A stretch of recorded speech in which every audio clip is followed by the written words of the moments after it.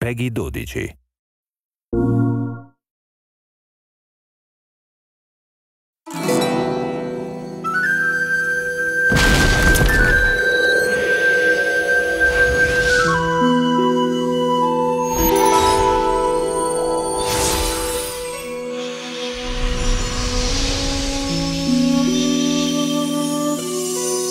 We knew from the beginning we wanted it to be based around Celtic mythology, and we wanted a particular feel toward the world, so this feeling of a world suffused with magic. Our biggest draw was the Irish culture and Celtic influence in general.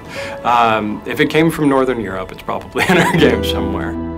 We fight banshees. We bring up ancient war spirits. We have Celtic pixies running through magical forests. Ancient things called bogies.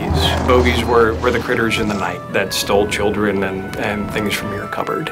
It's filled with knots and ghosts and sprites and bogies, but really it's brought into a modern understanding. We wanted to make sure to ground our game in some real mythology because we were going for an archetypal story. We wanted something that would be close enough to the medieval fantasy themes that gamers are very familiar with, but still fresh enough at the same time that it would feel like a new take on them.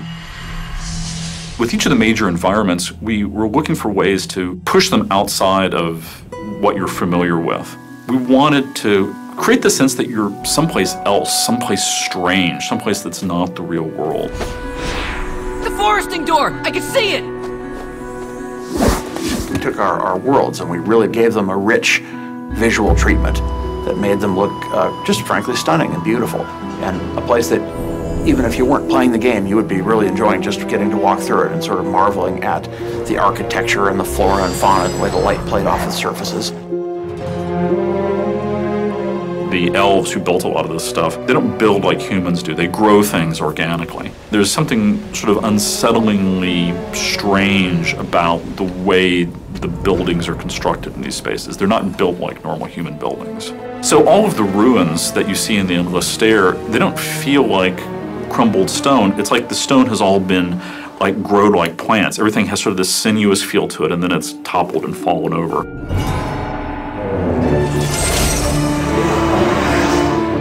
What we want is the player to always feel like that there is this sort of sense of menace in the world. When you first start off, you travel to the realm of the dead, and it creates a very particular sort of mood at the beginning of the game that immediately takes you outside of being in the real world. The whole idea behind Lockbarrow is wandering through a graveyard on a midsummer's night. It's this enormous ruined fortress that is filled with mist, and there's ghostly hands that are reaching up out of the ground every place you go. We call them the Restless Dead, long-lost battle spirits from Irish Celtic songs.